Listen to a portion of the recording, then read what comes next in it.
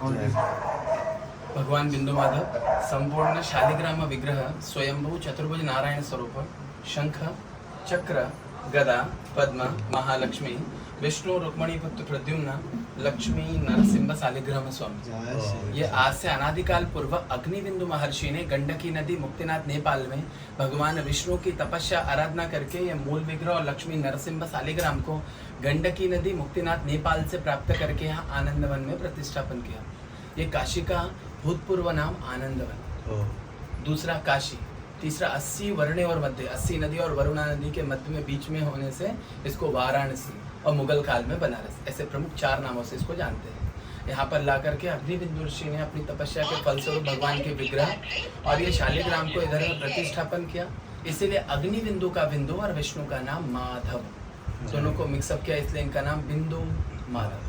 नीचे में आपने तीर्थ अर्थात गंगा के दर्शन किए, उनको पंचगंगा कहते हैं।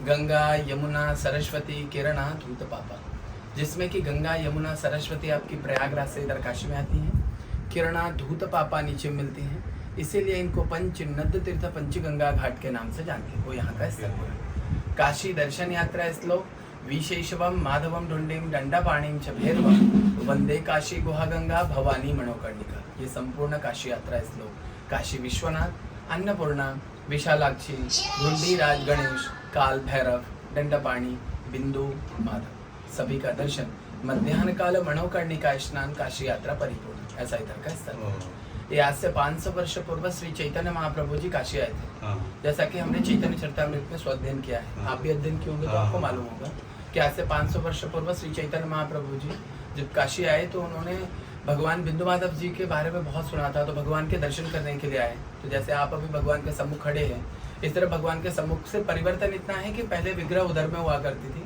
ये 1669 में औरंगजेब का पीरियड था, उसमें पूरे मंदिर को डिस्ट्रॉय कर दिया और उसमें जो भी तत्कालीन पुजारी थे विग्रह का संरक्षण करते हुए, नीचे पंचगंगा के बारे में मैंने बताया पूर्व में, इस विग्रह का संरक्षण करने के लिए 3 वर्ष के लिए विग्रह को वहीं पर छिपा दिया गया था। 3 वर्ष के बाद अपने महाराष्ट्र के बहुत अच्छे फाइटर थे जिसको शिवाजी महाराज कहते हैं, उन्होंने उस विग्रह को वहाँ से निकाल कर पुनः यहाँ पर प्रतिष्ठापन किया है जी। और ये पूरी विग्रह उस काल में जैसी थी अभी भी वैसी है, से परिवर्तन स्थान का है।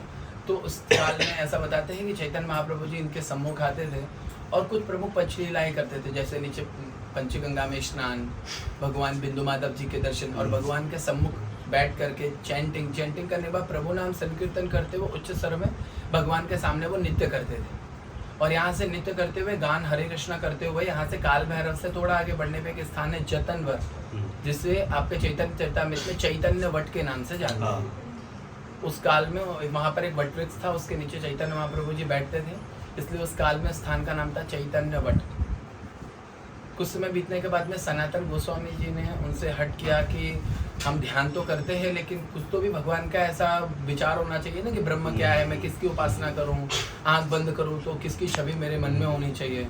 तो उन्होंने उस स्थान पर उनको षडभुज रूप के दर्शन कराए। वो डीडी अभी भी है, 7 फीट की डीडी है, जिसमें राम कृष्ण और चैतन्य महाप्रभु जी एक ही डीडी में है। वो डीडी वहाँ पर अभी भी है। और कुछ समय बीतने के बाद में प्रकाशानंद सरस्वती के साथ में उसी स्थान पर उनके शास्त्रार्थ हुए। ये सभी लीला करने के बाद में अंतोगत्वा उन्होंने 3 माह परिपूर्ण होने से एक दिन पूर्व उन्होंने उसी स्थान पर एक बार में 10,000 बटुक ब्राह्मणों को वृत्त दीक्षा प्रदान करके महामंत्र के प्रचार के लिए अग्रसर किया। और ये सभी लीला करने के बाद में ऐसा बताते हैं कि भगवान बिंदु माधव को अपने सर्वेश्वर अर्थात इष्ट गुरु रूप में स्वीकार किया। ऐसा चैतन्य चरितामृत।